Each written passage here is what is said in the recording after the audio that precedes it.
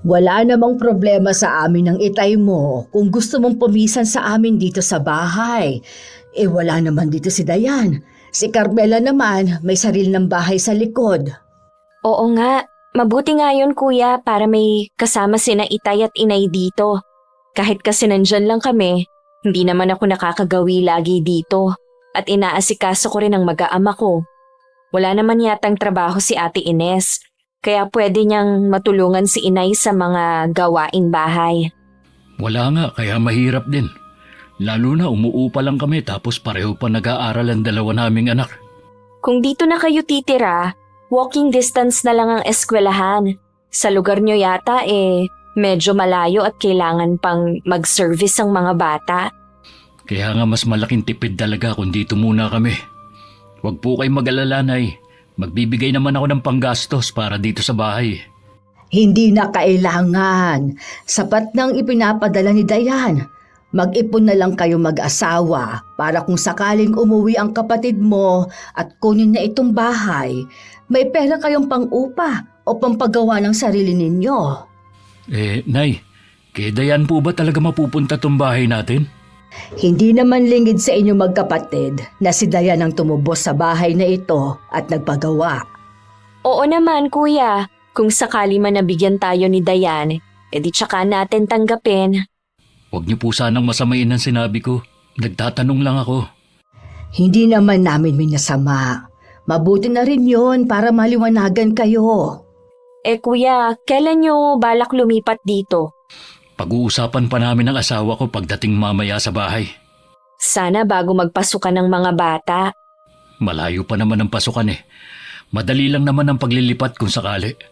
Sa bagay, basta magsabi lang kayo kung kailangan nyo ng tulong sa paglilipat ha? Magandang araw sa iyo, Miss Gwen, at sa mga masusugid niyong taga-subaybay sa inyong channel. Itago niyo na lamang po ako sa pangalang Carmela. Ang ibabahagi ko pong kwento sa inyong channel ay tungkol sa aking hipag. Asawa ng panganay naming kapatid na tawagin na lamang nating si Kuya Troy. Ang asawa niyang si Ate Ines may pagkamisteryosa ang dating sa amin. Dahil wala kaming alam tungkol sa tunay niyang pagkatao. Ang alam lang namin nagkakilala sila ng kapatid ko sa probinsya nung madestino dun si Kuya. Tinanggap namin siya na walang pag-aalinlangan dahil sa kapatid ko. Wala kaming kamalay-malay na siya pala magdadala ng kapahamakan sa akin at sa mga anak ko nun. Talaga? Pumayag sila? Oo, kaya sabihan mo ang mga anak natin na mag-ayos na ng mga gamit. Kausapin mo na rin si Aling Fe na aalis na tayo sa bahay na to para hindi naman mabigla yung matanda. Pupuntahan ko pa siya mamaya sa kanila. Ganitong oras kasi busy pa yun sa bahay ng anak. Ano naman nagsabi ng kapatid mong si Carmela? Natutuwa nga din siya dahil may makakasama na sina inay at itay sa bahay. Sa tingin ko lang ikaw naman talaga ang dapat magmay-ari ng bahay na yun Ikaw ang panganay sa inyong tatlong magkakapatid. Wala na akong karapatan sa bahay na yun. Di ba naikwento ko na sa iyo ang dahilan? Pasalamat na nga lang tayo dahil pumayag sila inay na dun muna tayo pansamantala. Kung tutuusin, ginagawan pa natin ng pabor ang mga magulang mo sa pagtira natin sa kanila. Alam ko naman yun. Pero sana huwag mo na yung mababanggit sa harapan ng mga magulang ko. Alam mo naman na maramdami ng mga matatanda ngayon. Wala naman akong balak sabihin yun sa kanila, no? Mas malaking tipid nga na doon na tayo titira. Nag-alok nga ako na makikihati sa gastos sa bahay. Pero sabi ni inay, ipunin na lang daw natin. Sapat na daw kasi ang pinapadala ni Dayan. Malaki nga ang matitipid natin pag ganun. Mabuti yun para makaipon tayo ng pampagawa ng bahay. Kahit maliit lang sa tabi ng bahay ni na Carmela. Huwag mo munang isipin yan. Lumalaki na ang mga anak natin. Mas importante pa rin na maibigay natin sa kanila ang mga pangangailangan nila. Oo naman. Sila naman talaga ang uunahin ko. Teka lang tatawagin ko lang sa labas ang mga anak natin. Baka kasi kung saan pa magsuot ang mga batang yun. Nang lumabas ng bahay si Ate Ines, nagpahinga na muna si Kuya. Habang iniisip ang mga plano, oras na makalipat na sila sa bahay ng mga magulang namin. Halos 8 taon din silang tumira sa paupahan na yun. Siguradong maninibago silang mag-anak. Makalipas nga ang 2 linggo, nakalipat na sila kuya. Tuwang-tuwa naman si inay sa pagdating nila. Lalo na makakasama na nito ang mga apo kay Kuya Troy. Sa sobrang saya nga, naghanda pa kami ni inay para pa-welcome sa kanila. Salamat, Carmela. Nag-abala pa talaga kayo ni Inay na maghanda para sa pagdating namin. Wala yon ate. Masaya lang kami na dito na kayo titira. Kung alam mo lang kung gaano nananabik sina nanay at tatay sa mga apo. Akala ko naman kasi, hindi na nila napapansin ang mga anak namin dahil nandito naman ang mga anak mo. Ano ka ba ate? Pagdating sa mga anak at apo, pantay-pantay ang turing ng mga magulang namin. Huwag mo sanang isipin na baliwala na dito ang mga anak mo. Ay nako, wala akong iniisip na ganyan ha. Akala ko lang kasi hindi nila hinahanap. Halos magkakasing edad lang pala ang mga anak natin. Sigurado na magkakasundo sila. Hindi ko na kailangan ihatid pa sa mga biyanan ko sina Ayo at Cassidy para makipaglaro sa mga pinsan nila. Meron na silang makakalaro. Anong grade na ba sa pasukan ng mga anak mo? Sina Kay at Brent kasi grade 3 at grade 1 na sa pasukan. Kinder si Ayo at si Cassidy naman grade 1 na sa pasukan. Ay, pareho pala sila ni Brent. Mas matanda nga lang pala ng ilang buwan ng anak ko. Kapag may kailangan ka huwag kang mahihiyang magsabi sa amin ha. Pamilya tayo dito. Gusto lang namin na mapanatag ang loob mo. Salamat sa'yo ha. Ang bait mo pa rin hanggang ngayon. Akala ko dati suplada ka. Maraming ang nagsasabi niyan dahil sa pagiging tahimik ko. Ay, ako na lang ang magliligpit ng mga pinagkainan natin. Kayo naman na ang nagluto eh. Madami rin ang liligpitin. Tutulungan na kita para mapabilis. Wala naman akong gagawin eh. Siya nga pala, kailan daw magbabakasyon si Dayan dito sa atin? Wala naman siyang binabanggit eh. Basta sabi niya ang dami niyang trabaho. Ang tagal na rin niya dun eh. Kapag tumawag siya gusto ko rin siyang makausap para makapagpasalamat sa mga bigay niya sa amin. Mabait talaga si Dayan at hindi rin madamot. Matanong ko lang, paano kapag nag-asawa na siya? E di, mapuputol na rin ang suporta niya sa mga magulang niyo. Hindi naman siguro kung halimbawang may trabaho pa rin siya. Kung sakali man, pwede naman kaming maghati-hati ng bigay na magkakapatid. Pwede naman. Kaya lang, maliit lang ang kita ng kuya mo. Si kuya kasi dapat nag-abroad na rin siya. Ang hina naman kasi ng loob niya Yun nga ang lagi kong sinasabi. Ngayon na nandito na kayo, makakamenos kayo sa gastos. Mga anak nyo na lang ang iintindihin nyo.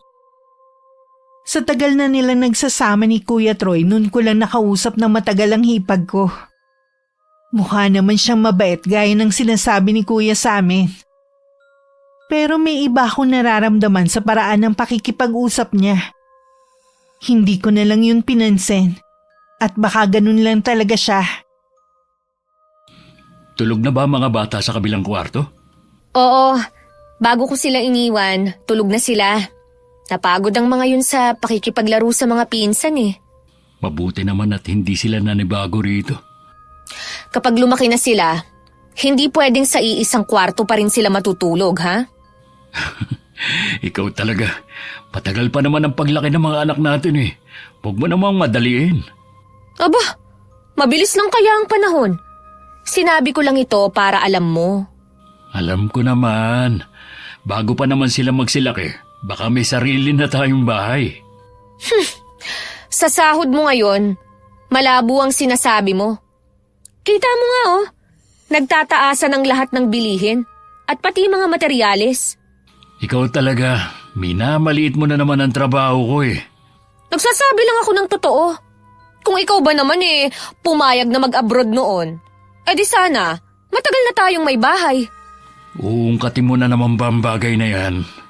Hindi ko lang kasi maiwasan na maalala eh. Kagaya niyan. Kita mo yung kapatid mong si Dayan, ha? Dalaga pa yun. pero maayos na ang buhay. Iba-iba naman ang kapalaran ng tao eh. Huwag mo sana kaming ipagkumpara. Troy, tayo ang pumipili ng kapalaran natin. Ikaw, pinili mo na manatili dito. Kaya damay-damay na lang tayo ng mga anak mo. Ang importante naman, magkakasama tayo. Nagagabayan ko ang mga anak natin sa paglaki nila. Kaya ko naman silang gabayan kahit nasa malayo ka eh. Ay, hindi ko alam kung makakapag-abroad pa ako. Kung makakaalis pa ba ako. Alam mo namang 40 na ako eh. Hindi ko naman sinabi na umalis ka pa. Alam ko naman na imposible na rin. Kung ano-ano kasi ang iniisip mo. Huwag ka mag-alala. Makakaraos din tayo sa pang-araw-araw natin. Mabuti pa, matulog na lang tayo. Maaga ka pa papasok bukas sa trabaho. Ilang araw na rin na nakakalipat ang pamilya ni Kuya. Kaya naisip kong imbitahin ng hipag ko sa amin. Sigurado naman kasing tapos na siya mag-ayos ng dala nilang mga gamit. Pinaunlakan naman ako ni Ate Ines. Habang naglalaro ang mga anak namin sa kwarto, abala naman kami sa pagkukwentuhan. Ang laki naman ng bahay niyo. Ilan ang kwarto nito? Bale 4. Sinasanay na rin kasi namin ang mga bata na matulog sa kani-kanilang kwarto. Mabuti pa kayo. May sarili ng bahay. Kami kaya, kailan? Kaya lang naman kami nagkaroon ng bahay dahil na rin kay Dayan. Umutang kami sa kanya. Konti na lang mababayaran na namin siya. Ang bait naman pala ng kapatid mo. Iba pa rin kasi kapag may sariling bahay. Mas makakakilos ka at magagawa mo rin ang gusto mo. Yun nga ang sinasabi ko sa kuya mo eh. Kaya sana makapag-ipon na rin kami. Balak niyang magpatayo dito. Dito, sa tabi ng bahay niyo. Mabuti nga dito kayo magpatayo para tabi-tabi tayo dito sa compound. Ang ganda pa ng mga display mo dito sa sala, ha? Mga padala yan ni Dayan sa akin. Siya ang mahilig sa mga ganyan eh. Siguro, lahat ng mga gamit mo dito siya lahat ang bumili. Oo, tsaka yung sa bahay ninyo. Si Dayan lahat ang bumili ng mga gamit. Gusto niya kasi na maging maginhawa ang mga magulang namin. Bakit nga pala hindi kumuha ng kasambahay ang kapatid mo para sa mga magulang niyo? Ayaw ni Inay, malakas pa naman daw siya eh. Tsaka ayaw nun ng may kasamang ibang tao. Naiilang din daw siyang mag-utos kung sakali. Sa bagay nga, baka manghina pa sila ng tatay niyo kung walang gagawin. Tsaka, nandito naman na ako para tumulong sa mga gawaing bahay. Siya nga pala, baka hindi mo pa alam. Pwede nang magpa-enroll ngayon. Nabanggit nga ni nanay, baka sa Lunes ko na lang ipa-enroll ang mga bata. Sandaling nahinto ang pag-uusap namin nung lumabas ang mga bata. Dala-dala ng pamangking ko ang isang manika at nagpapaalam na kung pwede sa kanya na lamang yun. Yun din naman ang gusto ng anak kong ibigay sa pinsan niya. Oo naman, marami namang manika ang anak ko. Sige na Kay, sa'yo na yan. Ay naku, nakakahiya naman sa'yo. Marami namang laruan ng batang yan Ayos lang naman ate, hayaan mo na sa kanya. Salamat ha, nakakahiya naman. Humingi pa talaga ng laruan ng anak ko. Padala yan ni Dayan sa mga bata, kaya ayos lang naman. Namumroblema na nga ako kung saan ko itatambak Wala akong kamalay-malay na sa pag-uusap naming yun ni Ate Ines. Magsisimula ang inis niya sa akin at sa pamilya ko. Dahil sa inggit na bigla na lang niyang naramdaman. Bago sila bumalik sa kabilang bahay, marami pa akong binigay na laruan sa mga anak niya. Noon ko lang din kasi nalaman na walang ibinibigay sa kanila si Dayan ng mga laruan. Minsan nabanggit ko yung kay Inay nung pumunta sa bahay. Para kunin ng kalderong malaki na hiniram ko nung isang araw. Kapag po ba nagpapadala si Dayan ng balikbayan box, hindi nabibigyan sina Kuya Troy? Nabibigyan naman. Lahat ng mga nakapangalan sa kanila ibinibigay ko. Tapos dinadaan na lang dito sa bahay ng kapatid mo. Bakit mo naman naitanong? Yung mga pamangkin ko, nabibigyan po ba ng mga laruan? Ilang beses lang. Kasi sabi ng kuya mo kung pwedeng pera na lang daw. Dahil ayaw ni Ines na mga laruan ang ibigay. Kaya naman daw nilang bilhan ang mga anak. Kaya lang hindi yata yun nagustuhan ni Dayan. Alam mo naman ang kapatid mo, matampuhin din. Binigyan naman po ba sila ng pera? Hindi, dahil gamit pa rin naman ang ibinibigay sa kanila. Nung manggaling po kasi sila dito, nakita ko yung pagkainggit sa mata ng mga anak ni Ate Ines. Kaya pinamigay ko na lang ang ibang laruan ng mga anak ko. Napansin ko nga na wala halos silang laruan at luma na ang mga damit. Baka po sapat lang ang kita ni Kuya para sa pagkain at renta nila sa bahay noon. Mabuti nga po't nakalipat na sila dito. Siya naman kasi, ayaw mag-abroad noon. Mahina naman po kasi ang loob ni Kuya. Pero sana, humanap siya ng trabaho na mas malaki ang sahod. Pwede naman na magtrabaho si Ines para matulungan niya ang kuya mo. Malaki na naman ang mga anak nila eh.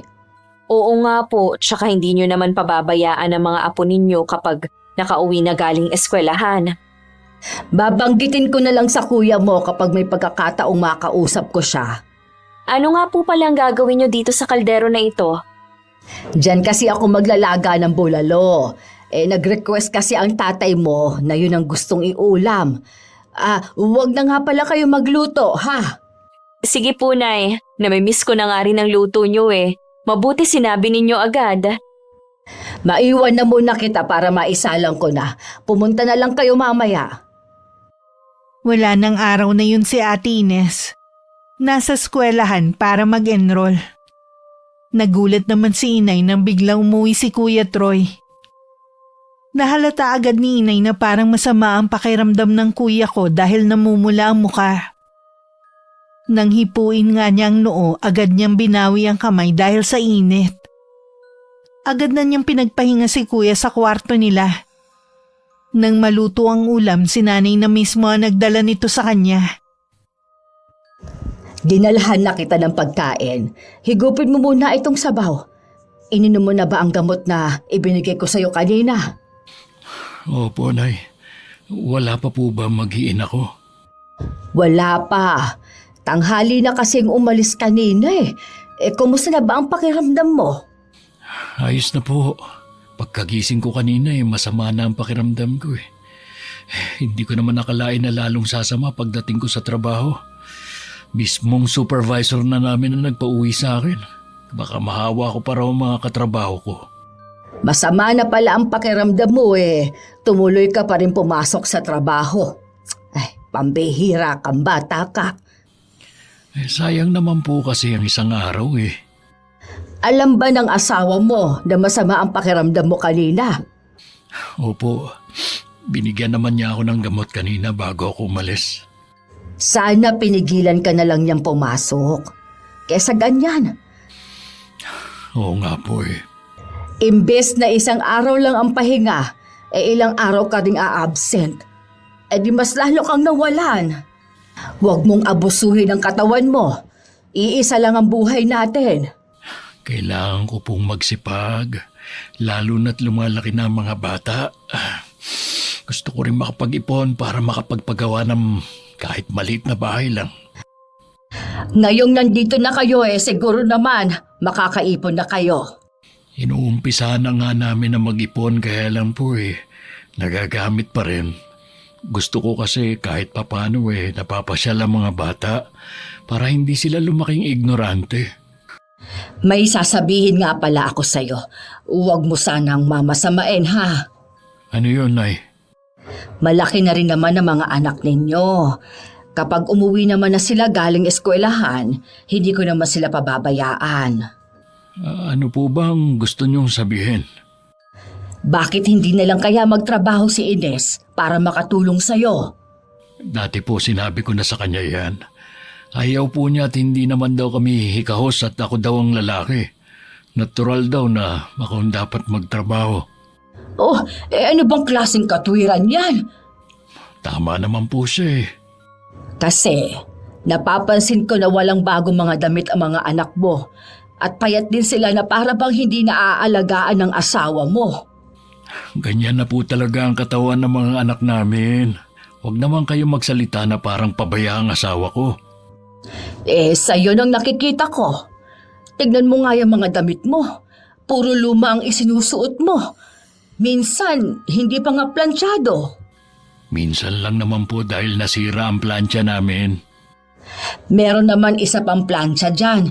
Sana hiniram niya. Huwag mo sanang masamain ha, ang sinasabi ko sa'yo. Gusto ko lang kayong mapabuti. Ay, sige po. Sasabihin ko po kay Ines.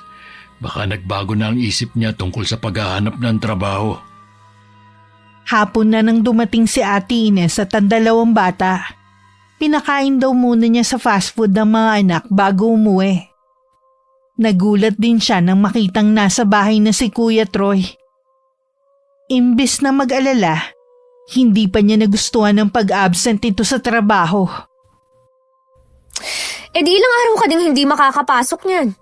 Malaki rin ang mawawala sa'yo. Huwag kang mag-alala. Bukas ay papasok na ako sa trabaho. Bala ko na kasing mamili ng gamit ng dalawa 2 linggo pa naman bago ang pasukan. Sa susunod na sahod ko pwede mo na silang bilan. Wala ka na ngang OT. A-absent ka pa. Magkano na lang ang sasahurin mo? Sabi ko naman sa'yo, papasok na ako bukas, di ba?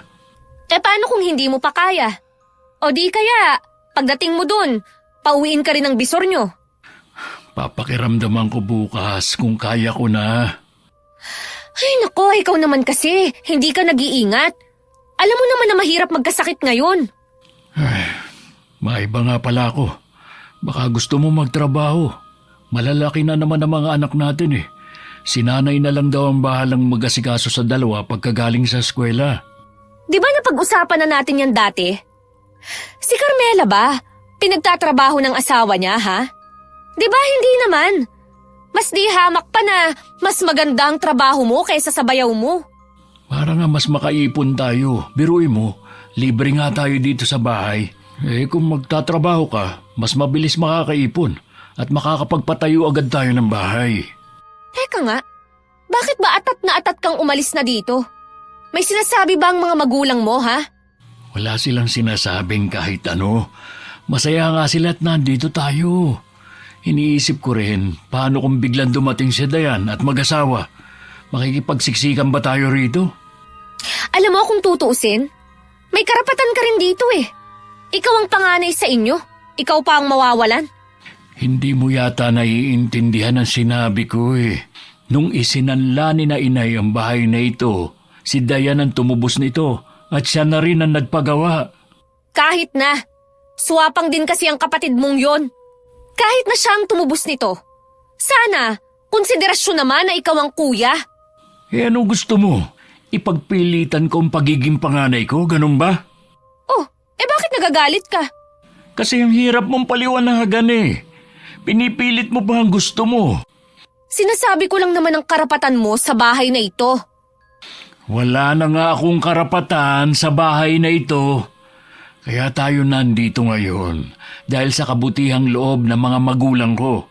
Kaya ang akin lang, kung makakapagtrabaho ka, mabilis tayong makakaipon. Uulit-ulitin ko lang din ang sagot ko sa'yo. Ayokong magtrabaho. Ikaw ang lalaki, kaya dapat ikaw ang magtaguyod sa amin at hindi ako. Sige na, ako na kung ako. Ikaw na muna ang bahalang mag-asikaso sa mga bata. Magpapahinga lang ako. Ako naman ang laging nag-aasikaso sa kanila. Hindi na lang sumagot si Kuya Troy sa asawa para hindi na humaba ang pagtatalo nila. Lumabas na lang ang hipag ko sa kwarto nila. Naabutan naman niyang nakikipag-usap si inay sa mga anak niya. Sinabihan niya ang mga bata na maglaro muna sa labas at huwag nang abalahin ng kanilang lola.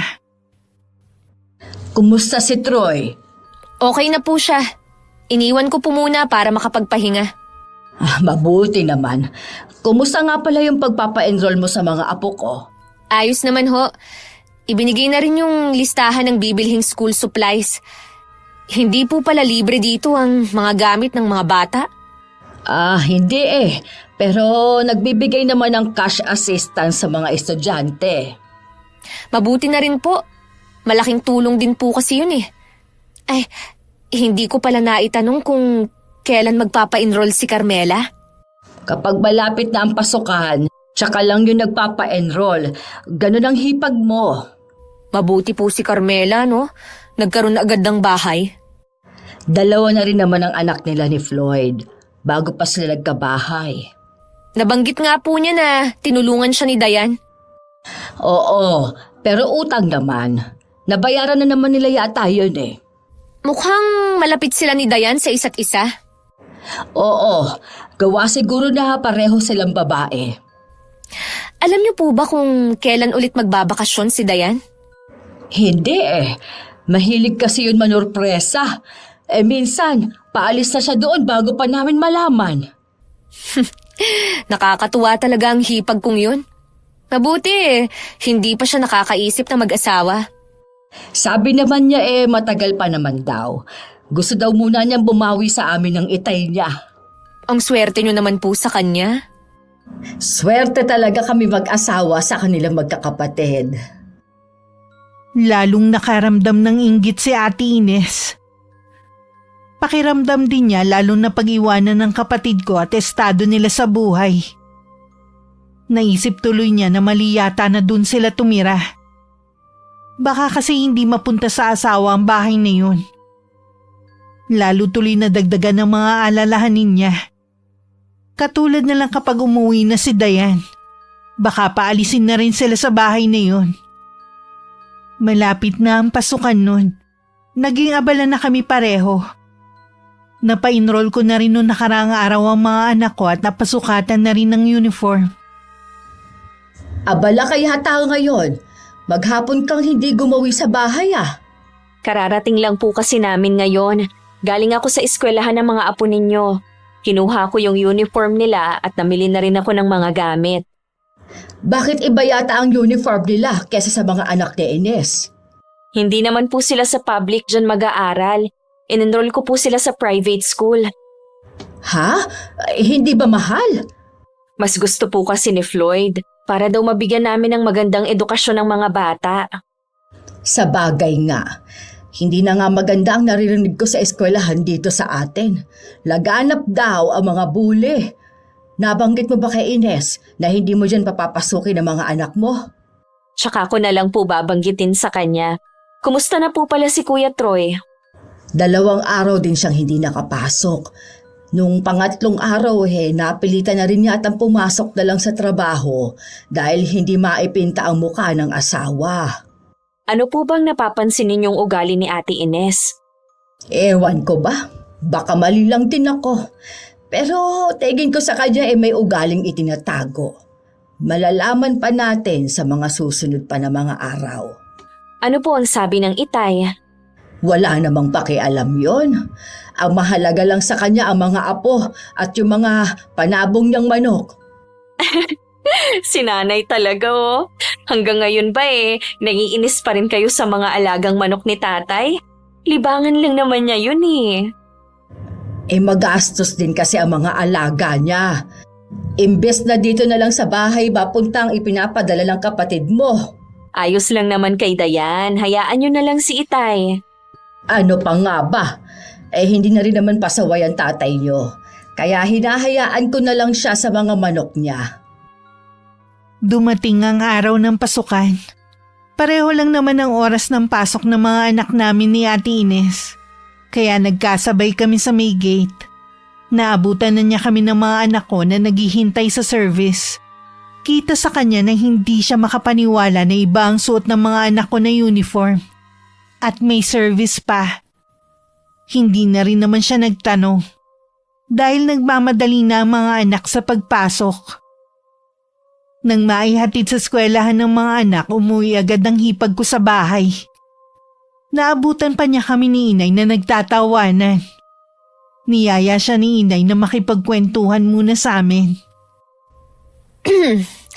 Akala ko sa public din dito mo papapasukin ang mga anak mo. Matagal na namin pinagplanuhan ng asawa ko na sa private na lang papasukin ng mga anak namin.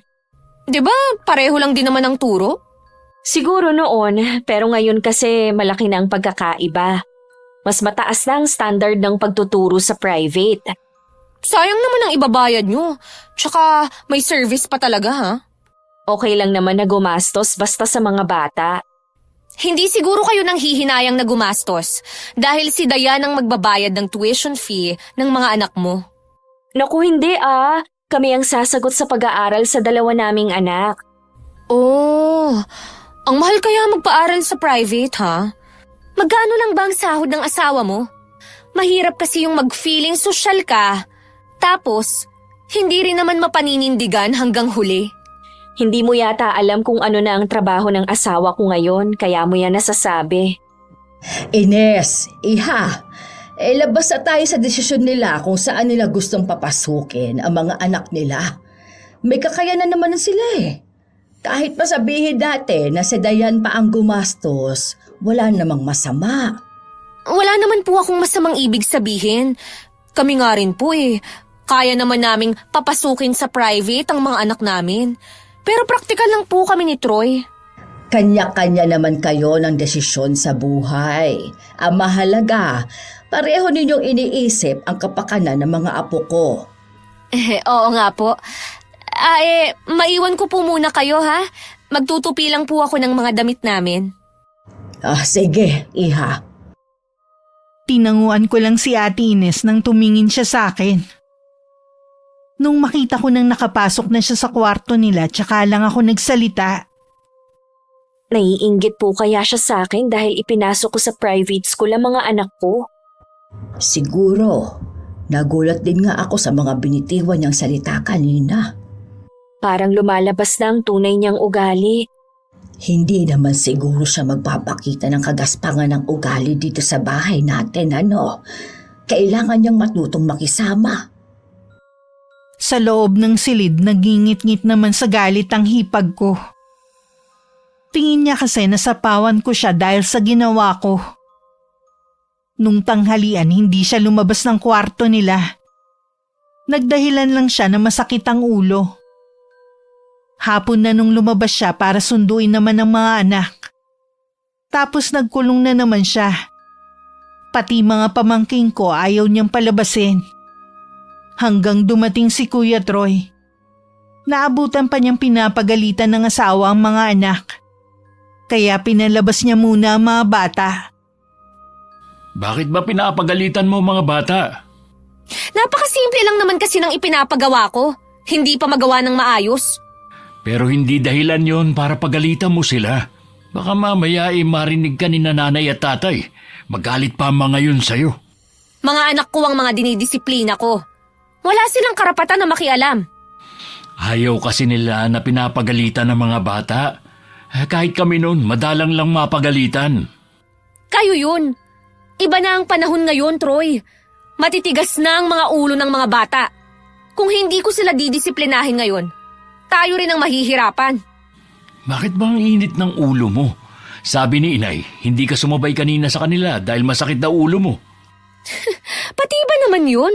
Kailangan ko pang sabihin sa'yo. Nag-aalala lang naman sila sa'yo. Hindi naman ako mamamatay kung isang araw akong hindi kakain. Tignan mo to. Tama ba yung mga sagot mo? Ano ba kasing kinagagalit mo? Ang yabang kasi ng kapatid mo eh. Kanina, kung hindi pa sinundo ng service ang mga anak niya, hindi ko pa malalaman na sa private pala niya ini-enroll. Talaga? Hindi ko alam. Wala naman kasi nababanggit ang Inay. Pareho lang naman ang turo. Gusto lang niya magpasosyal. Tapos, ayaw pang aminin na sagot ni Dayan ang pagpapaaral sa mga anak niya. Ang pagkakaalam ko, malaki ang sahod ni Floyd bilang call center agent. Malay mo naman, sila talaga ang sumasagot sa pag-aaral ng mga anak nila. Ay, hindi ako naniniwala. Ang sabihin mo, ayaw lang umamin ng kapatid mo. Mga buhay naman nila yun. Huwag na natin pakialaman. Hindi ko lang kasi akalain na ililihim pa yun ng kapatid mo. Lagi naman kaming nag-uusap eh. Ni minsan, hindi man lang niya binanggit. Baka hindi naman yun ang intensyon niya. Kilala ko si Carmela. Baka nakalimutan lang niyang ikwento sa'yo. Kapatid mo eh. Kaya natural na ipagtatanggol mo. Maliit na bagay ipinalalaki mo pa. Yung kapatid mo ang problema, hindi ako. Ano ba ay kinagagalit mo talaga? Dahil sa private school niya pinapasok ang mga anak niya? Kaya naman nating papasukin ang mga anak natin sa private eh. Pero mas pinili natin sa public dahil pareho lang ang turo. Hayaan na lang natin siya. Hindi naman tayo nagpapaaral eh. Mabuti pa, lumabas na tayo para maghapunan. Baka gutom na ang mga bata. Mauna na kayo. Huwag ka na mag-inarte dyan. Baka mahalata ni nanay na kaya ka nagkakaganyan eh dahil sa inggit. Anong inggit? Hindi ako naiinggit, no? O yun naman pala eh. Eh di lumabas na tayo. Napilitan na rin lumabas ng kwarto ang hipag ko. Naghahain na nun si inay at nakaupo na rin ang mga pamangkin ko sa hapag kasama si Itay. Tumulong na rin si Ate Ines. Pero tahimik lang siya habang kumakain. Hindi siya nakikisali sa usapan ng mga magulang ko at kapatid. Pagkatapos maghapunan, nagpaalam na rin si Ate Ines na papasok sa loob ng kwarto. Nag-aalala naman sinundan na lang siya ng tingin ni inay. Masakit pa rin ba ang ulo ng asawa mo? Ha? Opo, Nay. Ay, pinilit ko lang ng kumain ngayon ng hapunan eh. May gamot ako dyan. Ibigay mo muna sa kanya. May gamot naman po sa kwarto namin. Binilinan ko naman siya na uminom. Tignan mo ang tatay mo. Parang bata na nakikipaglaro sa mga anak mo. Oo nga po. Bumata rin po siyang tignan. Nay, sa private school pala pinasok ni Carmela ang mga anak nila? Oo. Nabanggit ba sa'yo ni Ines? Opo, buti kaya nila. O baka tinutulungan sila ni Dayan? Hindi, iho. Sariling pera nilang mag-asawa yun. Matagal din nilang pinag-ipunan. Bakit ba parang may nararamdaman akong iba sa'yo? Wala po, Nay. Nagtatanong lang naman ako eh. Galit ba ang asawa mo dahil sa private school nag-aaral ang mga anak ng kapatid mo? Hindi po, Nay. Wala namang pakialam si Ines doon eh. Iba kasi ang pakiramdam ko sa asawa mo. Nay, huwag niyo namang husgahan si Ines. Mabait po ang asawa ko. Sa bagay, ngayon lang naman namin siya nakakasama. Sana hindi siya ang maging dahilan ng pag-aaway ng pamilya. Hindi po yan mangyayari, Nay. Siya, puntahan mo muna ang asawa mo. Ako nang bahala sa mga apo ko mag-asikaso. Nagbilin muna si kuya sa mga anak na maglinis ng katawan bago matulog. Pinuntahan na niya ang asawa sa kwarto nila. Naabutan niya ang hipag ko na nag-aayos ng kanilang mga gamit sa cabinet. Tinatanong ni Inay kung maayos na ba pakiramdam mo. Sasabay ba ako sa inyong kumain kung hindi pa maayos ang pakiramdam ko? Bakit ba ang init pa rin ang ulo mo? Yung mga tanong mo kasi nakikita mo naman siguro na maayos na ako. Huwag ka nga magpakita ng ganyang ugali. Malakas ang pakiramdam ni Inay. Wala akong pakialam. Gusto mo bang malaman nila na naiinggit ka kay Carmela? Kahit itanggi mo, alam ko na yun ang dahilan. Kung gusto mo, ilipat mo mga bata sa private din. Yun nga lang, mababawasan ang ipon natin. Kaya naman natin eh. Basta tulungan lang tayo ng kapatid mong si Dayan. Nakakahiya naman kung bibigyan natin ng responsibilidad yung tao. Bakit ang mga anak ni Carmela pinapaaral niya? Nilinaw na ni Inay na hindi si Dayan ang gumagasto sa mga pamangkin ko. Baka naman sinabi lang yun ng nanay mo para pagtakpan si Carmela. Para mawala yung pagdududa mo, tatanungin ko mismo si Dayan. Kaya lang naman ako nagkakaganito. Dahil pakiramdam ko, hindi pantay ang trato niya sa inyo ni Carmela. Mas marami siyang pabor na ibinibigay dito kesa sa'yo na kuya niya. Siya naman ang nagtatrabaho at sarili niyang perang binibigay niya. Wala akong karapatan na mag-demand sa kanya. Magpasalamat na lang tayo kung meron siyang ibigay sa atin. Ikaw naman kasi, wala kang boses. Kaya tingnan mo, kinakayan-kayanan ka lang nila. Ano pa sinasabi mo dyan, ha? Ito na naman bang bahay, ha? Hindi lang itong bahay, marami pa. Kung magugulo lang ang pamilya ko, mabuti pa bumalik na lang tayo sa tinitiran natin. Bakit parang ako pa ang sinisisi mo? Kung bakit magulo dito, ha? Sino pa? Ikaw lang naman tong maraming issue eh. Ang dami mong nakikita sa paligid na kinaiinggitan mo. Ikaw lang naman ang naaapektuhan. Sinabi ng hindi ako naiinggit eh. Ang gusto ko lang naman, makuha ang para sa atin. Hindi yung sila na lang ang laging nakikinabang. Sinamantala na nga yun ng kapatid mo eh. Dahil sa malayo tayo nakatira. Kung makikita mo yung bahay niya, ha? Puno ng mamahaling gamit. Kumpleto pa sila. Puro bigay ni Dayan. Samantalang tayo, kung ano lang ang iabot ng nanay mo. Baka meron nga tayong parte sa mga gamit ng kapatid mo na inangkin na lang nila eh. Tama na nga ang pag-uusap na to. Kakausapin ko si Dayan at lilinawin ko lahat ng mga katanungan mo para matahimik ka lang. Siguro naman, pwede na tayong matulog. Asikasuhin ko pa ang mga bata. Sabi ni Inay, siya na daw ang bahala. Mauna na tayong magpahinga. Nauna nang nahiga sa kama si Kuya Troy. Patalikod siyang pumwesto sa asawa. Hindi pa rin maalis ang inis sa mukha ng hipag ko. Buong gabi tuloy siyang gising kakaisip sa sitwasyon nila. Lingid sa kanya nagchat si Kuya kay Dayan at nilinaw lahat. Hindi niya alam mas lalong lalala ang sitwasyon dahil sa ginawa niya. Nakarating kasi agad sa akin yun. Nay, nandyan ba ngayon si Ate Ines? Wala. Pagkahatid sa mga anak niya, pupunta daw muna siya ng bayan. May mga kailangan lang daw siyang bilhin. Bakit mo siya hinahanap? Kausap ko po si Dayan. Sinat daw po kasi siya ni Kuya Troy. Aba, ngayon lang yan ginawa ng kuya mo ha. O ano daw ba ang sinat sa kanya? Kung totoo daw ba na hindi siya ang gumagastos sa pagpapaaral sa mga anak ko. Pati itong bahay tinanong din ni Kuya Troy. May palagay po ako dahil kay Ate Ines. Tama yata ang kutob ko na naiinggit siya. Lalo pa nung sinabi ni Kuya kung si Dayan ang nagbayad sa tuition fee ng mga anak ko. Dapat daw siguro pati mga anak niya. Hindi talaga ako nagkamali. May ugali talaga yang si Ines. Siguro po pinag-aawayan na nila kaya napilitan ng magtanong si Kuya kay Dayan. Kung sakali man na may ambag si Dayan, dapat wala na silang pakialam. Desisyon ng kapatid mo kung sino ang tutulungan niya. Naalala ko tuloy ang sabi ni Dayan nun sa kasal ni na Kuya. Hindi daw niya gusto si Ate Ines para sa kapatid namin. Sinabihan ko naman na si Troy na sana hindi ang asawa niya ang magdadala ng gulo sa pamilya natin. Kakausapin ko po ba si Ate Ines? Hindi na kailangan. Hindi mo kailangan magpaliwanag sa kanya. Gawin mo lang kung ano ang lagi ninyong ginagawa. Sana naman hindi magbago ang pakikitungo mo sa mga pamangkin mo dahil sa pangyayaring ito. Hindi ko po idadamay ang mga pamangkin ko. Mahal ko po ang mga anak ni Kuya. Mabuti naman. Ang babait na mga batang yon at malalambing.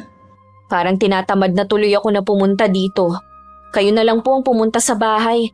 Doon na lang tayo magkwentuhan. Pwede rin naman, lalo na kapag wala ang itay mo.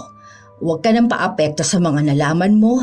Kakausapin ko rin ang kuya mo para linawin ang ilang bagay. Mula nga nun, madalang na akong pumunta sa bahay ng mga magulang ko. Mga anak ko na lang ang pinapupunta ko ron para makipaglaro sa mga pinsan nila. Ayoko na kasi silang palabasin para makipaglaro sa ibang mga bata. Sa panahon kasi ngayon nakakapag-alala na rin. Minsan umuwi ang mga anak ko ng mas maaga galing sa bahay ni na Inay. At malungkot pa ang mga mukha. Nang tanungin ko sila, hindi ako makapaniwala sa naging sagot nila. Naisip ko pa na baka iba lang ang pagkakaintindi nila sa sinabi ng mga pamangkin ko. Pero yun talaga ang sinabi nila. Ayaw na rin nila makipaglaro sa mga anak ni Kuya. Hindi po yun sasabihin ng mga pamangkin ko sa mga anak ko kung hindi mismo si Ate Ines ang nagsabi sa kanila. Hindi ko maintindihan kung bakit kailangan niyang sabihin yon sa mga anak niya. Anong malay ng mga bata? Yun na nga po eh. Nakakasama tuloy ng loob. Kapag nandito ang mga anak niya, todo asikaso ako. Hindi ko pinaparamdam sa kanila ang kaibahan nila sa mga anak ko. Sobrang inggit nga talaga ang dahilan ng hipag mo. Pero sana, wag na niyang idamay pa ang mga bata kung mahinanakit man siya sa iyo. Pasensya na po kayo, Nay. Ayaw na pong pumunta sa inyo ng mga apo nyo. Ayaw na nilang makipaglaro sa mga pinsan nila. Kakausapin ko na talaga ang kuya mo. Hindi ko lang kasi magawa nung nakaraan dahil laging nakadikit sa kanya ang asawa. Ngayon, kahit kaharap pa siya kakausapin ko na si Troy. Hindi ko hahayaan na lumaki ang gulo na ito. Mula lang naman nang dumating sila tsaka nagulo ang buhay natin. Mali yata na pinatira nyo sila dyan. Kung hindi magbabago ang asawa niya, kailangan na nga nila na lumipat. Lalo na nalaman pa natin na interesado sila sa bahay na yan. Hindi nga po talaga tama na questionin pa ni Kuya kung kanino mapupunta ang bahay na yan. Alam naman niya ang sagot Gawa nga ng panunulsol ng asawa niya. Ayoko pong lumayo si Kuya Troy. Kaya lang tingin ko hindi naman niya kontrolado ang asawa niya. Mabait kasi ang kapatid mo. Napansin ko nga, kahit maghapon pa siya sa trabaho, mas malapit at mas malambing sa kanya ang mga anak. Masyado kasing seryoso si Ines at may pagka-istrikta pa. Hindi ko na nga po ipinapaalam kay Floyd. Sinabihan ko rin ang mga bata na wag nang magsusumbong sa tatay nila dahil pagod na ako sa trabaho. Oo nga, baka sila pang magbayaw ang magkainitan. O siya, uuwi na muna ako at magluluto pa ako ng tanghalian. Isa pa po yan sa napansin ko, Nay. Hindi man lang kayo tinutulungan kahit man lang sa pamamalengke. Sa umpisa lang siya tumutulong. Mula nung pumasok ang mga anak, hindi na siya kumilos dyan sa bahay ninyo. Hayaan mo na. Magaan lang naman ang trabaho ng pagluluto at pamamalengke. Maiwan na kita ha! Papunta na sana sa may kusina si inay nang mapansin niyang bukas ang pinto ng kwarto ni Dayan. Inisip niya na baka si Itay lang. Dahil mahilig yun na linisin ang kwarto ng kapatid ko para daw kung sakaling umuwi. Malinis yun. Pero ganun na lang ang gulat niya nang madatnan si Ate Ines sa loob. Anong ginagawa mo dito? Paano kang nakapasok? Kinuha ko po yung susi na nakasabit sa may dingding. Kaya po ako nakapasok. Ano nga ang ginagawa mo dito? Kwarto kasi ito ni Dayan. Alam ko naman po na kwarto ito ni Dayan. Gusto ko lang pong makita. Mabuti pa lumabas na tayo dito. Kami mag-asawa lang kasi ang pumapasok sa kwarto na ito. Kahit si Carmela, hindi basta nakakapasok dito. Maliban na lang kung nandito ang kapatid niya. Ano ba kasi ang pumasok sa isip mo? Bakit mo binuksan ang kwarto na ito? Kasi po, Nay, lumalaki na ang mga bata. Tama lang po siguro na may kanya-kanya na silang kwarto. Malaki naman ang kwarto nila. May 2 kama din. Masyado pa silang bata para magkaroon ng sariling kwarto. Bakit naman po ang mga anak ni Carmela? Mas di hamak na bata sa mga anak ko. Pero meron na pong sariling kwarto. Sarili nila yung bahay, kaya nasa kanila na yung desisyon. Kayo, nandito kayo sa pamamahay namin. Tsaka kwarto nga ito ni Dayan. Siya pa ba ang mawawalan? Huwag naman po sana kayong magalit. Kung ayaw niyo po na ipagamit itong kwartong ito, ayos lang naman po. Ayoko talaga. Sana naman, hindi na mauulit na papasok ka sa kwarto na ito nang wala akong pahintulot. Opo, Nay. Pasensya na po. Nung gabi inabangan ni inay si Kuya Troy para makausap ng masinsinan. Sinabi niya lahat dito ang mga ginawa ni Ate Ines at maging ang pagpasok nito sa kwarto ng kapatid namin.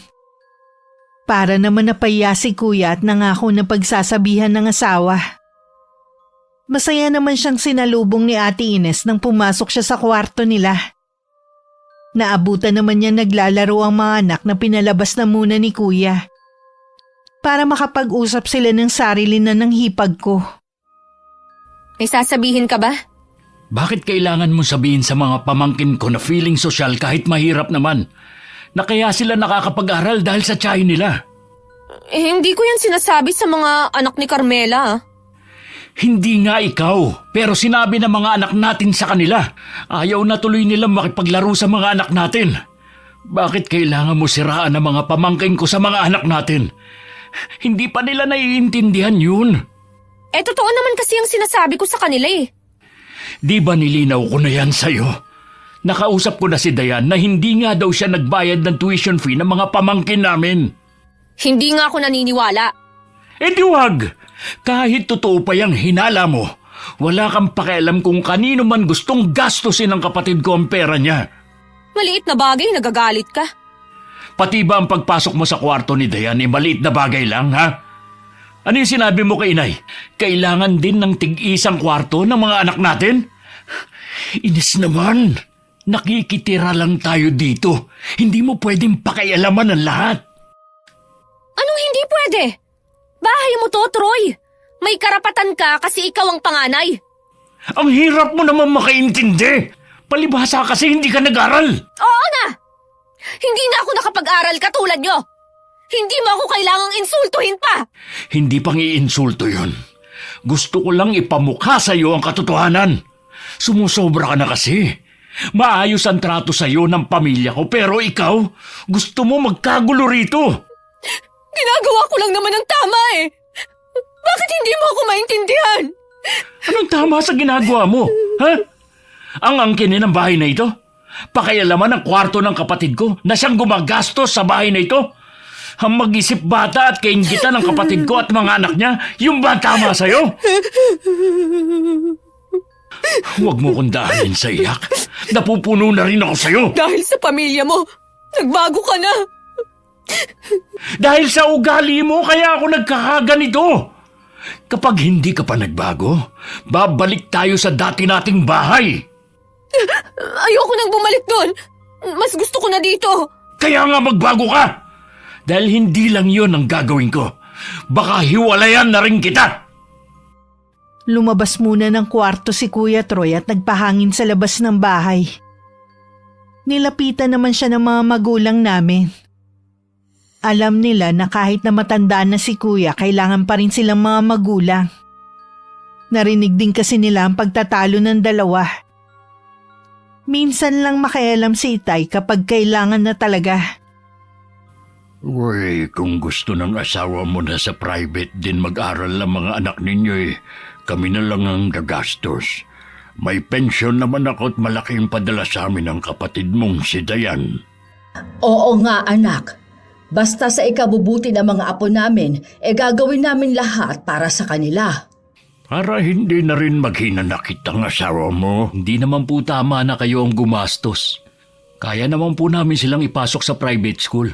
Kaya lang po malaki ang mababawa sa sahod ko.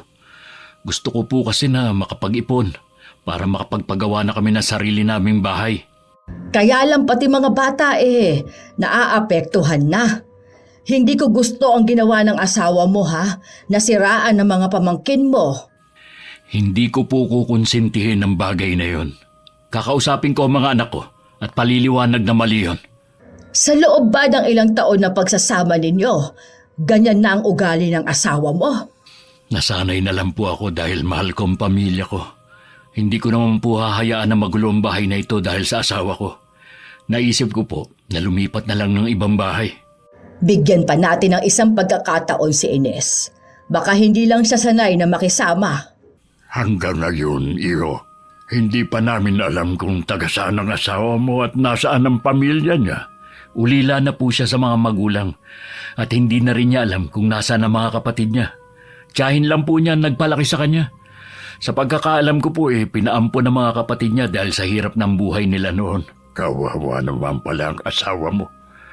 May epekto rin yun sa kanya kaya dapat lawakan mo ang pangunawa mo sa kanya. Mula po nung magkasama kami, ganun na po ang ginagawa ko. Tama yan. Ganyan ang mabuting asawa at ama. Sana maisip ng asawa mo na maswerte siya sa'yo. Huwag ka kamo niyang paghanapan. Kaya nga sabi ko, pwede siya magtrabaho at ako nang bahala sa mga anak niyo. Hindi ko po siya mapilit na magtrabaho Siya naman pala ang may problema. Nagugutom na ako. Mabuti pa kumain na tayo. Ako nang tatawag sa mga apo ko. Mula nun, hindi man nagsasabi si Kuya, alam naming nagkakalamat na ang relasyon nila mag-asawa. Hindi na rin naman niya sinabi pa sa hipag ko ang alok ng mga magulang namin. Hindi na rin ako kinakausap ni Ate Ines. Tuwing tatangkain kong lumapit, umiiwas siya sa akin. Kinakausap po ba kayo ni Ate Ines? Oo, pero madalas na nagkukulong lang siya sa kwarto. Para bang gusto pa niya na tayo ang sumunod sa kanya?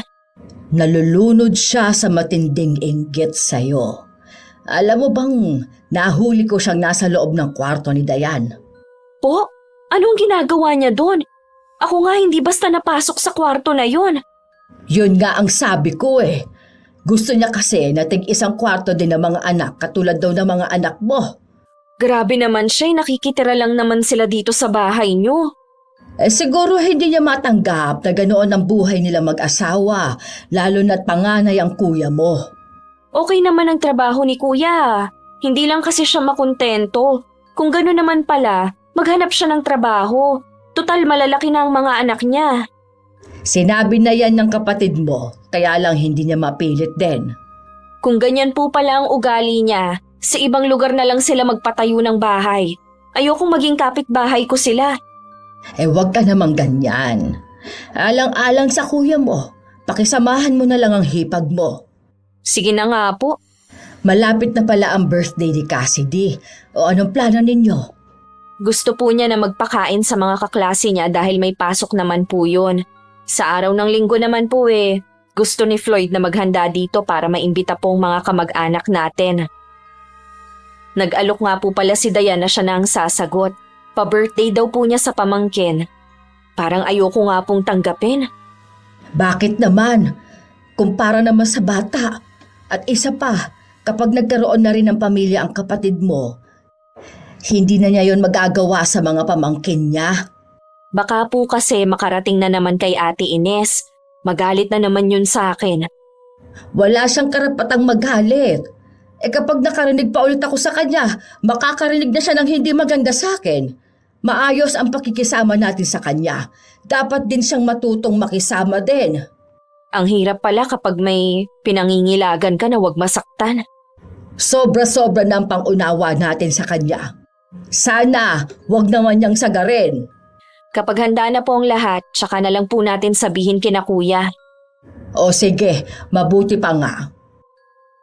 Sa pag-angat ko ng mukha, nakita kong papasok ang hipag ko at mga anak niya. Galing pala siya sa pagsundo. Inaasahan kong lalapit ang 2 bata sa amin para magmano. Pero tuloy-tuloy lang sila. Kahit si inay nagulat sa inasal nila. Nagkatinginan na lang kaming 2.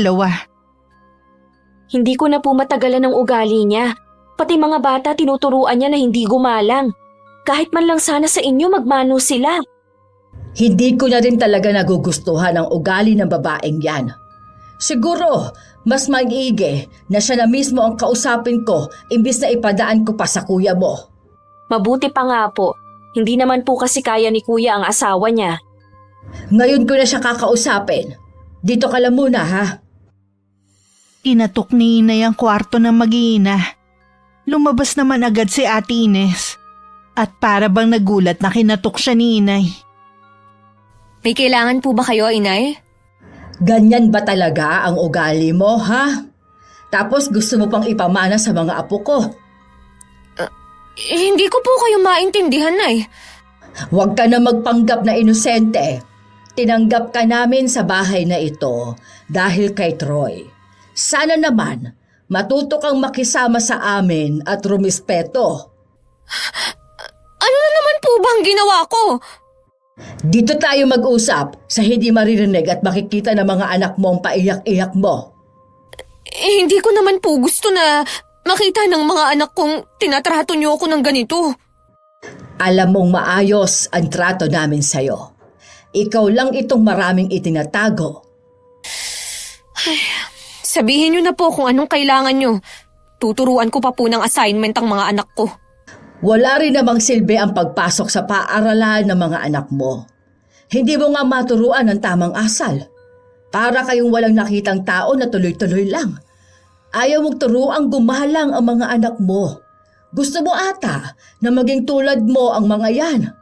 Maliit lang naman na bagay ang ikinagagalit niyo eh. Pasensya na po kung hindi nakapagmano ang mga anak ko. Sandali lang po. Tatawagin ko sila. Wag na. Kung napipilitan lang naman silang gawin. Kung hindi mo kayang makisama sa amin dito at hindi mo matuturuan ng mabuting asal ang mga apo ko, bukas ang bahay na ito para umalis kayo. Pinapalayas niyo na po ba kami? Dahil lang ayaw naming magpasakop sa inyo? Para naman sa kabutihan ninyo ang ginagawa namin. Pero kung ganyan rin lang ipinapakita mo, mabuti na rin na umalis na lang kayo. Napaiyak naman ang hipag ko sa sinabi ni inay. Pero sa tingin ko tama lang naman. Kahit nasa trabaho pa si Kuya Troy, nagsumbong na agad siya sa ginawa ni inay. Imbis mag-overtime pa sana ang kapatid ko, umuwi na lang siya ng maaga. Agad naman nagpaliwanag si inay sa nangyari. Ikaw naman kasi ang may mali eh. Tinuturuan mo maging basto sa mga anak natin. Gusto mo bang makalakihan nila yon? Sila pa pala ang kinakampihan mo. Sa tama ako kumakampi. Sa totoo lang, napapagod na rin ako sa pagsasabi sa'yo na matuto kang makisama. Mahirap ba yun? Ang bait naman ng mga magulang ko at kapatid. Ikaw lang ang may problema eh. Sana naman, alisin mo yung inggit sa katawan mo. Yan ang sisira sa'yo at sasamahan sa bahay na ito. Hindi naman ako magkakaganito kung kaya mong ibigay sa amin ang mga gusto namin ng anak mo. Alam mo ba, Troy? Minsan sa umaga, ayaw na nilang lumabas dahil nahihiya sila. Dahil ang mga pinsan nila may service. Samantalang sila, naglalakad papuntang eskwelahan. Kaya hindi mo sila masisisi na hindi na nila pinapansin ang mga pinsan, tiyahin at lola nila. Alam kasi nila na hindi pantay ang trato sa kanila. Kung ano-ano kasi ang tinatanim mo sa isipan nila. Imbis na hindi sila makaramdam ng inggit, yan ang gusto mong maramdaman nila para nga naman may karamay ka. Para matigil ka na lang ha. Ilipat mo na sa private ang mga anak natin. Ito ang pera. Ilipat mo na sila. Bukas na bukas din.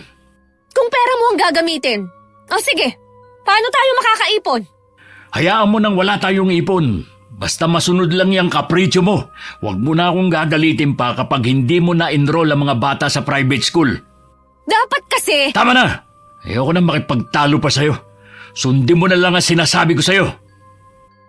Kinausap din ako ni Kuya Troy na kung pwede tulungan ko ang mga anak niya kung paano maililipat sa private school. Sinabi ko sa pinapasukan na lang ng mga anak ko at malapit lang naman. Pati ang service kinausap ko na rin. Kaya nung sumunod na linggo, sabay-sabay nang pumasok ang magpipinsan. Nang mag-celebrate nga ng birthday si Cassidy at nagpakain sa mga kaklase niya, nalaman yun ng mga pamangkin ko at ipinaalam sa nanay nila. Hoy Troy, alam mo bang nagpakain si Cassidy sa mga classmate niya kanina? Kaya pala walang handaan dito. Sa linggo pa ang handaan dito. Magpapakatering na lang ang mag-asawa para hindi na sila mapagod. Doble-doble naman ang gastos. Iba na talaga kapag maraming pera. Si Dayan naman ang gumastos lahat eh. Pa-birthday niya sa pamangkin namin. Maiba ko. Malapit na rin ang birthday ng anak natin. Gusto ko rin sanang magpakain sa mga kaklase niya. Huwag mo munang isipin yan dahil baka wala tayong budget para doon. Hindi ba sasagutin ng kapatid mo ang panghanda?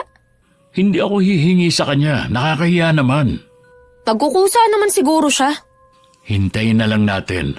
Huwag ka na lang umasa para hindi ka masaktan sa uli. Dumating na nga ang araw ng birthday celebration ng anak kong si Cassidy. Maaga pa lang naghahanda na kami. Dahil maraming kaanak pareho sina inay at itay. Maraming bisita ang dumating maliban pa sa mga kaibigan at mga kapitbahay. 3 gown din ang pinagpalitan ng anak ko. At may mga mascot pa na dumating. Marami ding palaro para sa mga bata at mga matatanda.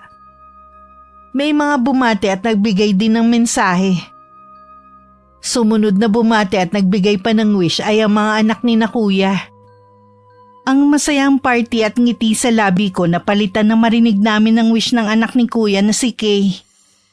Sana daw pumangit si Cassidy at hindi matupad ang pangarap nito.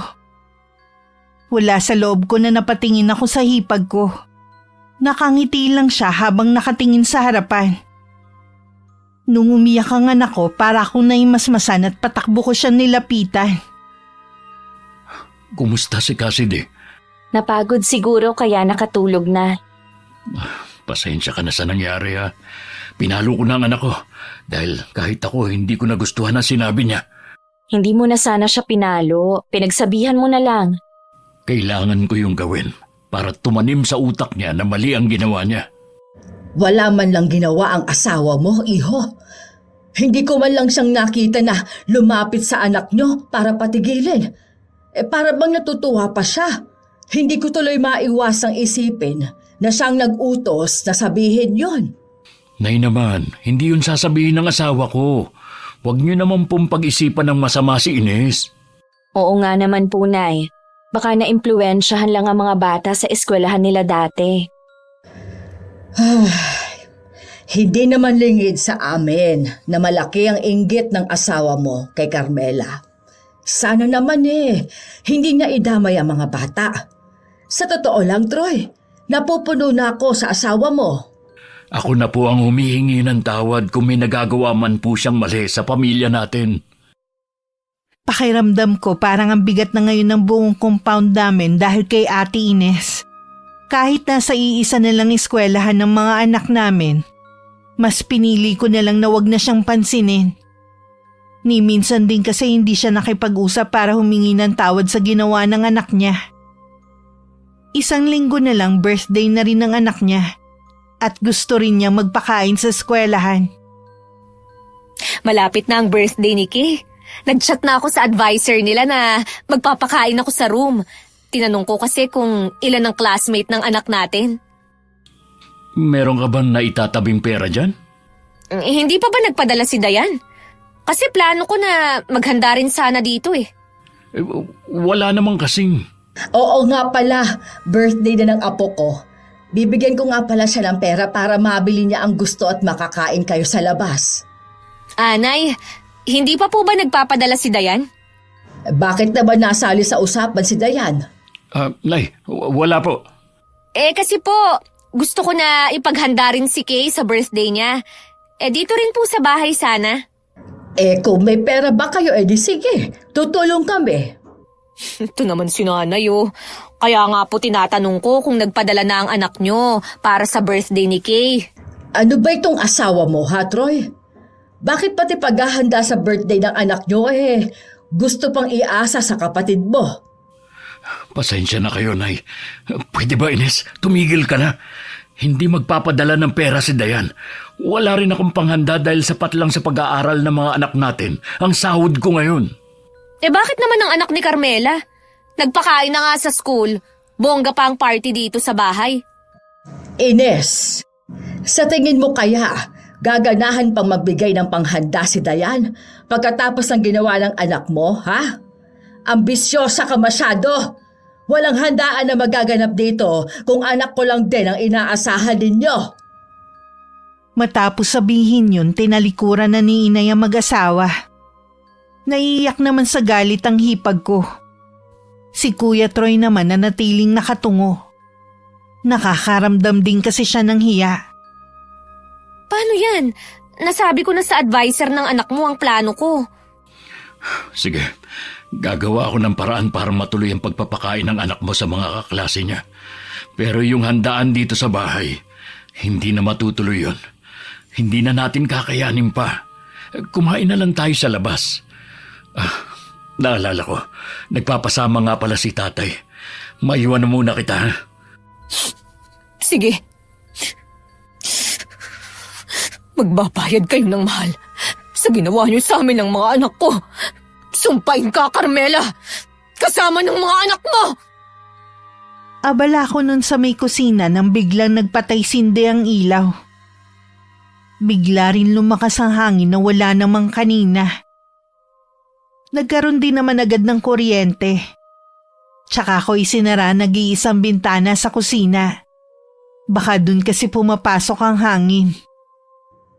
Carmela, Nay naman! Nakakagulat naman kayo. Bigla na lang kayong sumusulpot . pasensya ka na.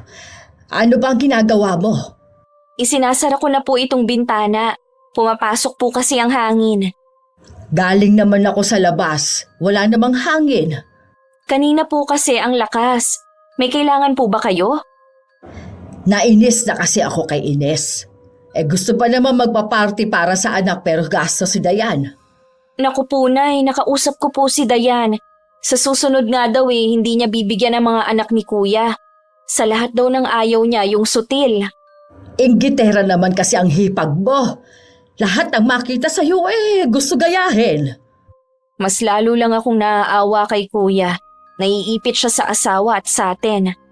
Hindi na magiging maayos ang bahay na yan hanggat nariyan ang mag-anak ng kuya mo. Mabuti pa, maghanap na sila ng ibang malilipatan. Natigil ang pag-uusap namin ni Inay nang marinig ko ang malakas na sigawan ng mga anak ko. Napatakbo kami sa kwarto at nakita namin sila magkayakap habang umiiyak. May nakita daw silang multo na lumilipad. Inilabas ko muna sila sa kwarto at pinakalma. Nagtataka naman si Inay na nakatingin sa akin. Huwag mong aalisan ang tingin ng mga bata. Sobrang takot na takot sila. Hanggang ngayon nanginginig pa rin sila. Baka mamaya lagnatin na sila. Ngayon lang po nangyari ito. Kung kailan naman ilang araw wala si Floyd dito sa bahay. Sasamahan ko muna kayo hanggat hindi umuuwi ang asawa mo. Hindi nga nagkamali si Inay. Nung gabi habang naghahapunan kami matamlay na ang mga anak ko. Nang hawakan ko ang noo nila, nakumpirma ko nilalagnat na sila pareho. Magdamag akong walang tulog dahil sa pagbabantay sa kanila. Pareho ang sinasabi nila. May matandang babae na lumilipad sa kisame. Kinabukasan pinasundo ni Inay ang kilala niyang albularyo. Dapat po siguro sa doktor na natin sila dinala.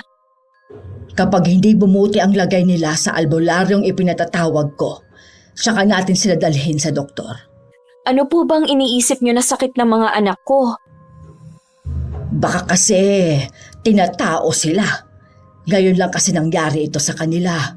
Baka nga po, hindi naman sila nagkakasakit dati. Hintayin na lang natin ang albularyo. Magpahinga ka na muna at ako na ang bahala sa mga apo ko. Nung dumating si Aling Rosita, agad niyang tiningnan ng mga anak ko. Nakumpirma nga ni Inay na merong sumasalbahe sa kanila. Natutulog ako nun sa kabilang kama nang mapatingin sa akin si Aling Rosita. Hindi lang ang mga apo mo ang nanganganib, pati ang anak mo. Matindi ang galit ng taong gustong manakit sa kanila. Gustong gumante dahil sa kahihiyan na nararanasan. Diyos ko po, kilala mo na mabait si Carmela at mga apo ko. Bakit meron sa kanilang nagagalit? Wala naman silang ginagawang masama. Inggit ang pinagmulan kaya gusto niyang gumante. Huwag ka mag-alala. Ako ang bahala sa mag-iina. Hindi ako papayag na manaig ang taong gustong manakit sa kanila. Salamat sa iyo, Rosita, ha? May tiwala naman ako magagamot mo sila. Nang mga oras na yun, inaapoy na rin ako ng lagnat. Kung ano-ano na rin ang nakikita ko. Yung mga namatay na naming kamag-anak ay nasa tabi ko lang. Nakatitig sa akin. Maawa kayo! Huwag niyo muna akong sunduin! Kailangan pa ako ng mga anak ko! Ano ba ang sinasabi mo, Iha? Sino ang nakikita mo? Nasa paligid lang po mga kaanak nating namatay na. Inay, paalisin niyo po sila! Ayoko pa pong sumama! Kailangan pa po ko ng mga anak ko! Wala naman akong nakikita, anak. Guni-guni mo lang ang mga nakikita mo. Nandito si Aling Rosita. Tutulungan niya kayo. Tama nga ako ng hinala na meron lang gustong sumalbahe sa inyo. Ang mga anak ko, Nay, huwag niyong hahayaan na malapitan sila ng ligaw na kaluluwa. Huwag kang mag-alala. Walang masamang mangyayari sa kanila. Magpahinga ka na muna. Ang dibdib ko, Nay. Ang sakit. Parang pinipika. Aling Rosita! Tulungan niyo ako! Si Carmela nahihirapang huminga! Maayos na ang lagay ng mga apo mo. Huwag niyo lang tatanggalin ang mga kwintas na pinasuot ko sa kanila. Ako na ang bahala kay Carmela. Siya talaga ang punteriya ng taong yun eh. Parang may ideya na ako kung sino ang taong gumagawa nito sa anak ko at mga apo. Mga walang utang na loob.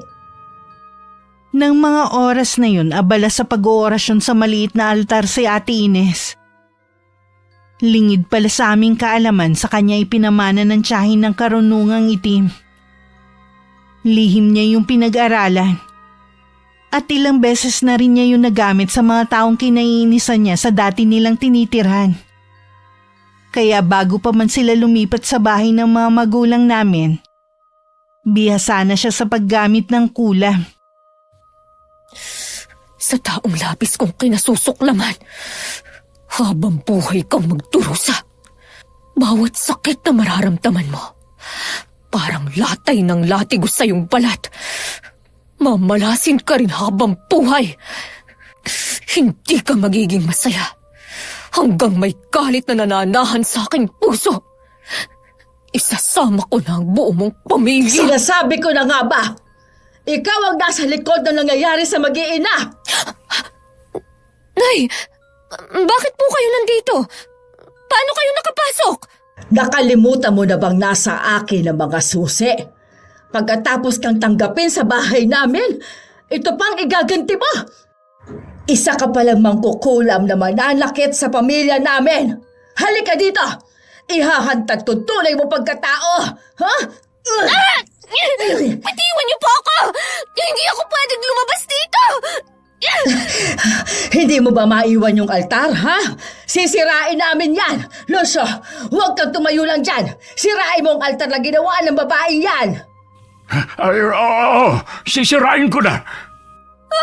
Wag tay! Maawa na kayo! Bakit? Naawa ka ba sa mag-iina na pinapahirapan mo, ha? Hindi ka dapat kaawaan! Isa kang kampo ng demonyo! Nagawa ko lang naman ito dahil sa anak niyo!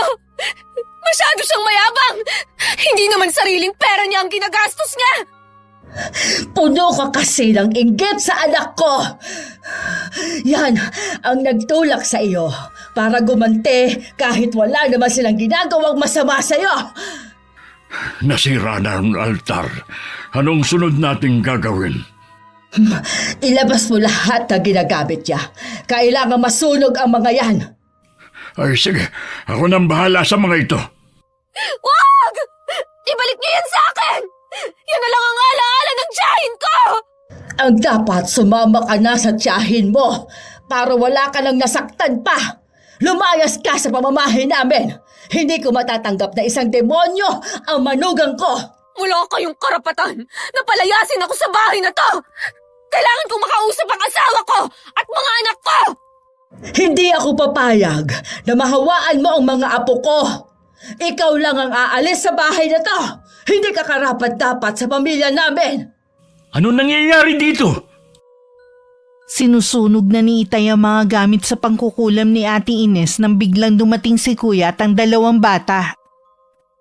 Napatakbo naman si Ate Ines sa kanya at yumakap ng mahigpit. Nagtataka namang pinaglipat-lipat ni Kuya Troy ang mga mata sa mga magulang namin. Layuan mo ang babae yan! Masama siya! Kinukulam niya si Carmela at ang mga pamangkin mo! Totoo bang sinasabi ni Inay? Huwag mong sabihing alam mo ang tunay na pagkatao ng babaeng yan, Troy. Alam ko po na ang tiyahin niya ang mangkukulam. Paano mo nagawang iakyat sa pamamahay natin ang babaeng yan? Nagawa mo siyang pakasalan. Hayaan niyo po kami mag-usap, Nay. Para ano pa? Palayasin mo na ang babaeng yan! Nakikiusap po ako sa inyo.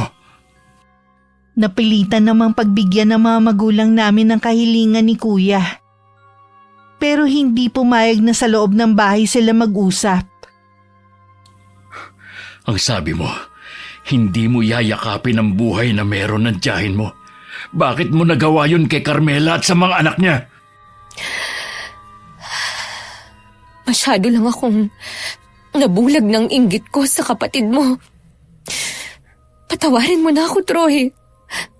Ayokong mawala kayo sa akin ng mga bata. Hindi na tayo pwedeng tumira dito. Ayoko maulit muli ang pangyayaring ito. Pareho ko kayong mahal ng pamilya ko pero kayo ang pipiliin ko. Dito ka lang. Kakausapin ko lang ang mga magulang ko. Magpapaalam na rin ako sa kanila. Baka sa mukha ni Kuya Troy ang lungkot nang humarap sa mga magulang namin. Lumuhod pa siya habang nakatungo. Hindi na napigilan ni Inay ang mapaiyak. Batid kasi niya na hindi kami ang pipiliin ni Kuya. Humihingi po ako ng tawad sa nagawa ng asawa ko. Inaamin naman po niya ang nagawa niyang kasalanan. Kung hindi pa namin siya nahuli ng itay mo, baka mas malala ang sinapit ng kapatid at mga pamangkin mo. Naging mabuti kami sa asawa mo. Pero kasamaan pa rin ang ginawa niya. Alam ko naman po at nakita ko ang kabutihan niyo sa mag-iina ko.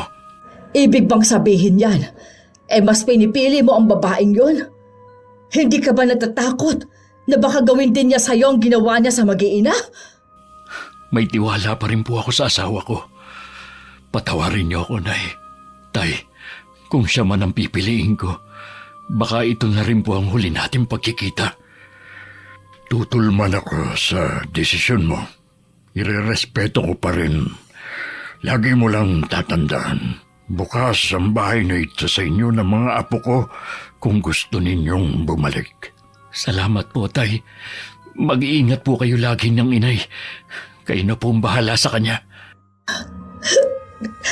Napakatigas ng ulo mo. Sana tama ang desisyon mong yan. Huwag sana kayo mapahamak ng mga apo ko sa babaeng yon. Bumalik ka kapag hindi mo na kaya. Hihintayin ka namin kahit gaano katagal. Alam ko pong hindi kami sasaktan ni Ines. Sana po, mapatawad niyo balang araw ang asawa ko. Pakisabi na rin po kay Carmela na patawarin ang ate Ines niya at maging ako. Umalis ng araw na yun ang kapatid ko at buong pamilya niya. Nung mawala ang hipag ko, bigla rin nanumbalik ang lakas ko. Hindi na rin sumasakit ang dibdib ko. Nasa tabi ko rin ang mga magulang ko at sinabi nila ang buong pangyayari. Bakit hinayaan niyo na po na umalis sina Kuya? Mas pinili ng kuya mo ang asawa niya. Sana lang maging maayos ang lagay nila. Sayang hindi ko man lang nakausap si Kuya Troy. Hindi ko man lang nasabi na hindi ako galit sa kanila. Mas nauunawaan ko pa sila ngayon. Sana po, mas lawakan na lang natin ang pangunawa kay Ate Ines. Naniniwala pa rin ako na mas nananaig sa kanyang kabutihan kaya siya minahal ni Kuya. Sa inyong tatlong magkakapatid, ikaw ang pinakamabait at may malawak na pangunawa. Si Dayan naman ang galante at mapagbigay sa inyo. At ang Kuya Troy nyo naman ang may pinakamalambot ang puso at maawain. Sana bumalik na agad sa atin sina Kuya. Kung sakali man nakasama niya si Ate Ines, tatanggapin ko pa rin po siya ng buong puso. Hindi kami tumigil sa paghahanap kina Kuya at sa pamilya niya. Una kami nung nagtanong-tanong sa mga katrabaho at mga kaibigan nila. Pero ni isa walang makapagturo. Parang bulang naglaho sila at hindi na namin nakita pa. Kahit may 10 taon nang nakakalipas, mahina na rin ang aming mga magulang. Umaasa pa rin kami na makikita pa rin namin si Kuya at ang pamilya niya. Hindi rin kami tumitigil sa pagdadasal sa kanilang kaligtasan, saan man sila naroon. Sana maging daan ang channel niyo, Miss Gwen, para mahanap namin ang kuya ko.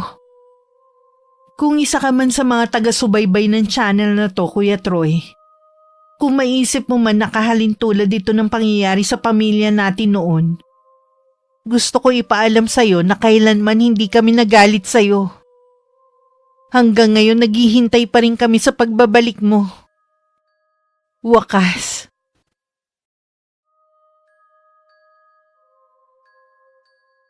Wala namang problema sa amin ng itay